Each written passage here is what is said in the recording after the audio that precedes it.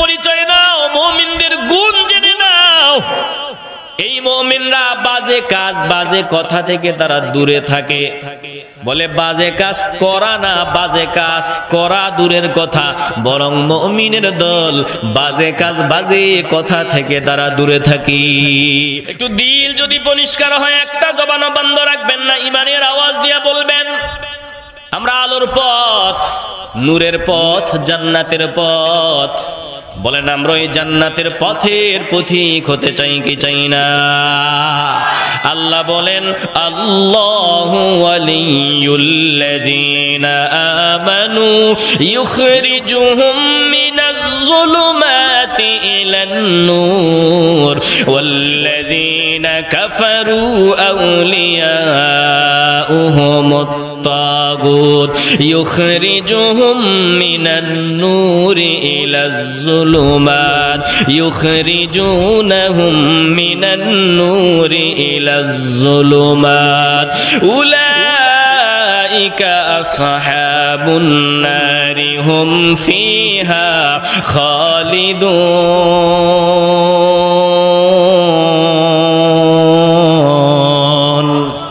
আল্লাহ তাআলা বলেন আল্লাহু ওয়ালিয়ুল্লাযীনা আমানু, আল্লাহ বলেন যারা আমার বন্ধু হয়। আল্লাহ তাআলা বলেন ঈমানওয়ালা বান্দাদের আমি অভিভাবক। এই ঈমানওয়ালা বান্দাদেরকে ইউখরিজুহুম মিনাজ যুলুমাতি ইলান নূর, আমি আল্লাহ অন্ধকার থেকে বের করে আলোর দিকে নিয়ে আসি। ঈমানদারদেরকে আল্লাহ অন্ধকার থেকে বের করে আলোর দিকে নিয়ে আসেন। আর ওয়াল্লাযীনা কাফারু আউলিয়াউহুমুত তাগুত, যারা কুফরি করেছে আল্লাহ তাআলা বলেন তাদের অভিভাবক হলো তাগুত। ইউখরিজুনাহুম মিনান নূরি ইলাজ যুলুমাত, বলে তাগুত তাদেরকে আলো থেকে বের করে অন্ধকারের দিকে নিয়ে যায়। আল্লাহ বলেন যাদেরকে আলো থেকে বের করে অন্ধকারে নিয়ে যায় এরা জাহান্নামীর দল, উলাইকা আসহাবুন নার, এরা জাহান্নামীর দল, এরা জাহান্নামের অধিবাসী। হুম ফিহা খালিদুন, এরা জাহান্নামে অনাদি অনন্তকাল থাকবে। এ মুসলমান নবীর আশিকের দল, দিল খুলে ঈমানের আওয়াজ দিয়া বলবেন আমরা শামিল হতে চাই কি চাই না? আল্লাহ তাআলা বলেন তাইলে মুমিন হও। মুমিনরা দুনিয়াতেও সফল, পরকালেও সফল। কদ আফলাহাল মুমিনুন, আল্লাহ বলেন নিঃসন্দেহে মুমিনরা সফল হয়ে গেছে। এবার মুমিনদের পরিচয় আল্লাহ দেয়, মুমিনদের গুণ আল্লাহ জানায় দেয়। মুমিনদের প্রধান গুণ আল্লাহ বলেন আল্লাযীনা হুম ফি সালাতিহিম খাশিউন।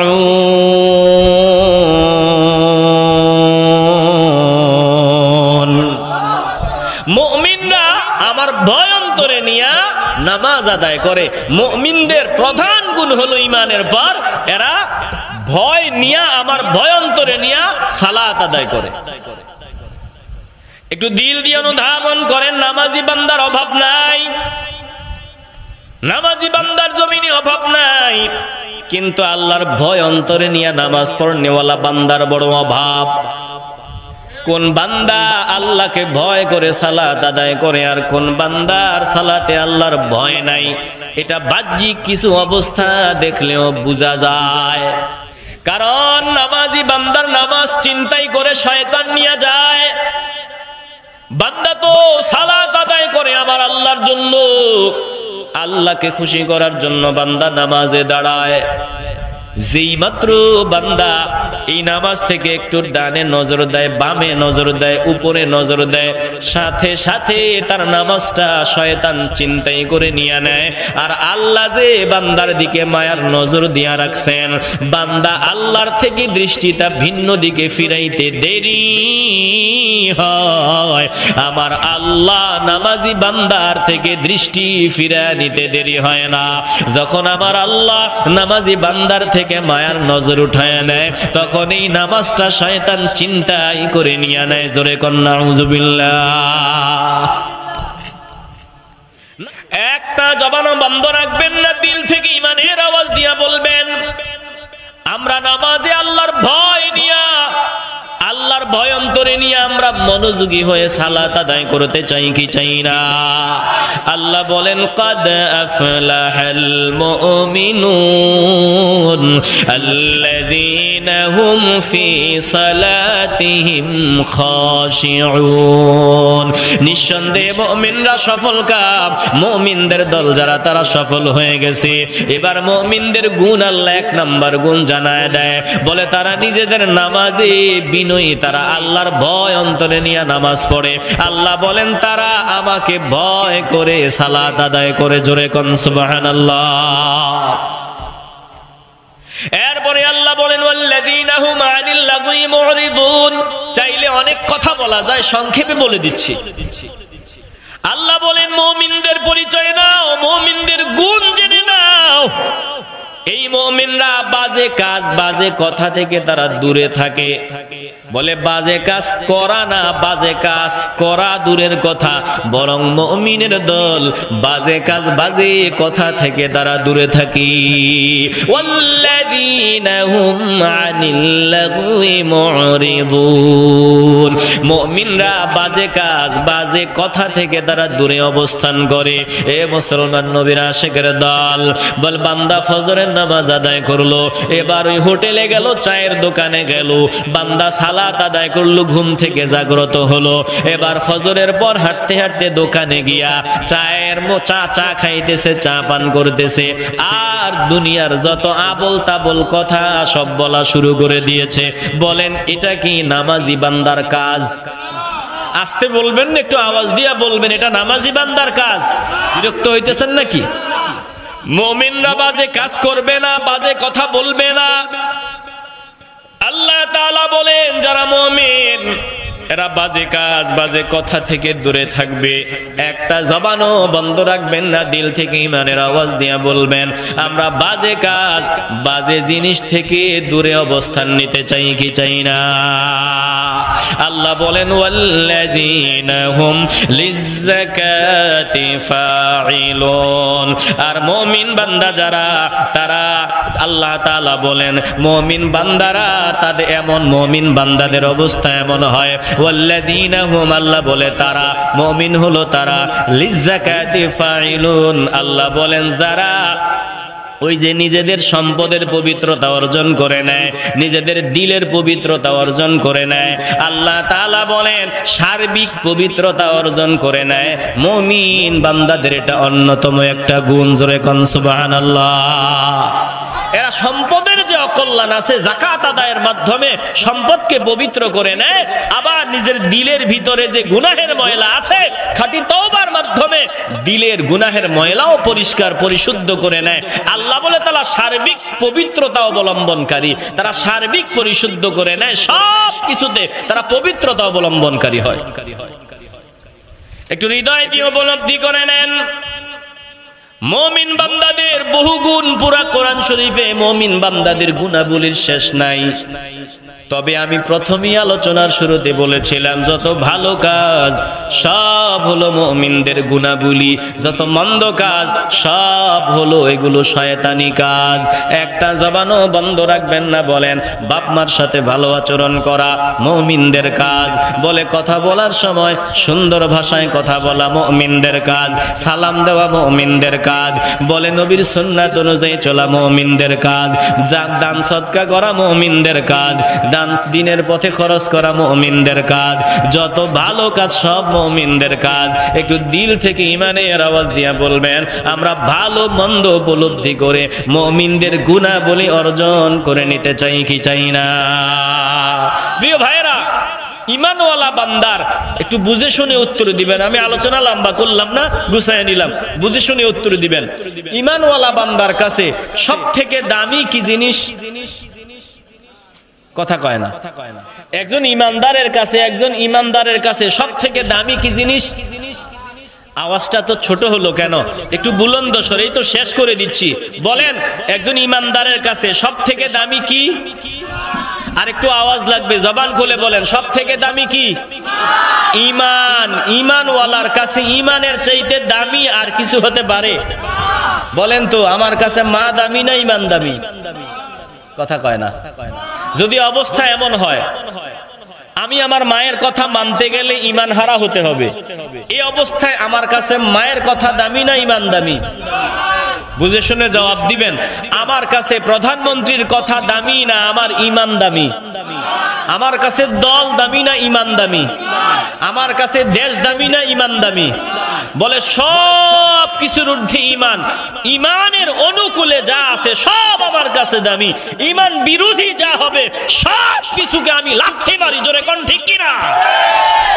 আমার ঈমান নষ্ট করে দিবে এমন যত জিনিস আছে, আমার ঈমান বিদ্বেষী যত শক্তি আছে, আমি এদেরকে কিছু মনে করি না, বরং আমরা এদেরকে ধিক্কার দেই। এরা যেই হোক, আর আমার ঈমানের পক্ষে যেই কথা বলবে আমরা তাদেরকে মাথার তাজ বানায় নিতে চাই। আসতে বলবেন না, জবান খুলে বলেন। একটু দিল দিয়ে অনুধাবন করবেন। দুঃখের সাথে বলতে হয়, আমাদের দেশে কিছুদিন পর পর ভিতরে শয়তান আছে। এই শয়তান এত গরম করে দেয়, এই গরম আর সহ্য করতে পারে না। কিছুদিন পর পর আল্লাহর হাবিবের বিরুদ্ধে ঈমান বিধ্বংসী কথাবার্তা বলার মতো এমন কিছু উল্লেখ আমার দেশে কিছুদিন পর পর এগুলো ওপেন হয়। আমরা এদেরকে কিছু বলি না, এরা আছে থাকুক না, এরাই গর্তে ছিল থাকুক না, কিন্তু গর্ত থেকে যদি আমার ঘরে চলে আসে তখন তো আর আমাদের কিছু করার থাকে না। তখন আমাদের একটাই আওয়াজ হবে, আল্লাহর নবীর দুশমন যারা, ঈমান বিরোধী যারা আমাদের সামনে ঈমানের বিরুদ্ধে স্লোগান দিতে চায়, আমাদের একটাই কথা, রাসেল ভাইপার সাপ নিয়ে আতঙ্ক। রাসেল ভাইপার ওর জায়গায় থাকলে আমগো কোনো অসুবিধা নাই, কিন্তু এই সাপ যদি ঘরে ঢুকে কিছু করার থাকে না, লাঠি হাতে নিতেই হয়, ওর মাথায় আঘাত করতেই হয়, কারণ নিরাপত্তার স্বার্থে, আমি নিজেকে বাঁচাবার স্বার্থে এটা আমাকে করতেই হয়। চিল্লায়া বলতে হবে, ঠিক কিনা? এদেশের মুসলমানরা সভ্য শান্ত ততক্ষণ পর্যন্ত যতক্ষণ ঈমানের উপর আঘাত না আসবে। যদি কেউ ঈমানের উপর আঘাত করে তখন মুসলমানরা আর ঘরে বসে থাকতে পারে না। আসতে বলবেন না, জবান খুলে বলতে হবে, ঠিক কিনা? আফসোস লাগে রাসূলুল্লাহ সাল্লাল্লাহু আলাইহি ওয়াসাল্লামের ব্যাপারে। একজন লোক বাংলাদেশ পুলিশের এসপি, তিনি মাশরুফ হোসাইন মাশফি পুলিশের এসপি। এই লোকটা এমন নির্লজ্জ কথা বলেছে যেটা আমরা মেনে নেওয়ার মতো না। ও কি বলেছে, ওর কথা আমি আপনাদেরকে নকল করে শোনায় দিচ্ছি। কষ্ট হচ্ছে আপনাদের? আমার সমস্যা হলো মহানবীকে সর্বকালের সেরা আদর্শ হিসাবে মেনে নিতে।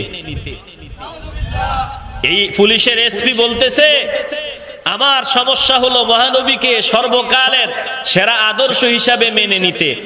আর তার অনেকগুলো কারণের একটা হলো 9 বছরের বালিকাকে নিয়ে বাসর ঘরে ঢোকা, যা এ যুগে কোনো মহাপুরুষ করলেও তাকে আমি ফেডোফাইল বলে গালি দিতে আমি এক বিন্দু পেছপা হব না।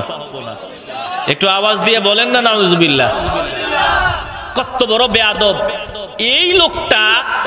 দেখেন, আল্লাহর নবী রাহমাতুল লিল আলামিন আম্মা জান আয়েশা সিদ্দিকা রাদিয়াল্লাহু তাআলা আনহাকে 9 বছর বয়সে বিয়ে করেছিলেন। 9 বছর বয়সে আল্লাহর নবীর ঘরে এনেছিলেন। সে এটা মেনে নেয় না, বলে এটা সে কোনোভাবেই মেনে নিতে পারবে না, এজন্য সে গালি দিবে। নাউজুবিল্লাহ বলবেন না? প্রিয় ভাইরা, আমি আপনাদেরকে সংক্ষেপে বলে দিই, সংক্ষেপে বলি, একটু হৃদয় দিয়ে বুঝে নিয়েন। ইংল্যান্ডের রাজা জন আজ থেকে 500 বছর আগে রানী ইসাবেলাকে বিয়ে করেছিলেন, যখন রানী ইসাবেলার বয়স মাত্র 12 বছর। কয় বছর? 12 বছর বয়সের রানী ইসাবেলাকে বিয়ে করেছিলেন। বলবেন এটা তো 500 বছর আগের, তাও 12 বছর। এই যে আমরা হৈমন্তী গল্প আমরা পড়ি, হৈমন্তী গল্প আমি পড়েছিলাম, আপনারা কি পড়ছেন কেউ? হৈমন্তী রবীন্দ্রনাথের ছোট গল্প।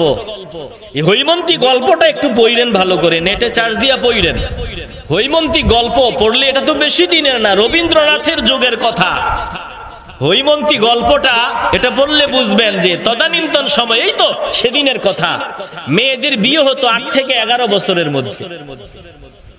8 থেকে 11 বছরের গন্ডি পার হয়ে গেলে শরম পাইতো, বয়স বেশি হয়ে গেছে। হৈমন্তী যে গল্পের মূল, হৈমন্তীর বিয়ে হয়েছিল 17 বছরে। শাশুড়ি এজন্য শরম পাইছে, হৈমন্তীরে শিখাইয়া দিছে যে তুমি একটু লুকায়া মিথ্যা কথা বইলো, বয়সটা একটু কমায়া বইলো। আর এই গল্পে কম বয়সে বিয়ের ব্যাপারে এখানে কোনো কিছু বলা হয় নাই, ভিন্ন বিষয়ে বলা হয়েছে। তো এটা আমি কেন বললাম যে রবীন্দ্রনাথের যুগেও 8 থেকে 11 বছরে মেয়েদের বিয়ে হতো। এরপরে আমি আরেকটু কাছে আপনাদেরকে নিয়ে নেই। সে যে জঘন্য কথা বলেছে, ও হয়তো জানে না স্বাধীনতার স্থপতি বঙ্গবন্ধু শেখ মুজিবুর রহমান, তিনি বঙ্গমাতা বেগম ফজিলাতুন নেসাকে বিয়ে করেছিলেন যখন বেগম ফজিলাতুন নেসার বয়স ছিল মাত্র 8 বছর। কয় বছর?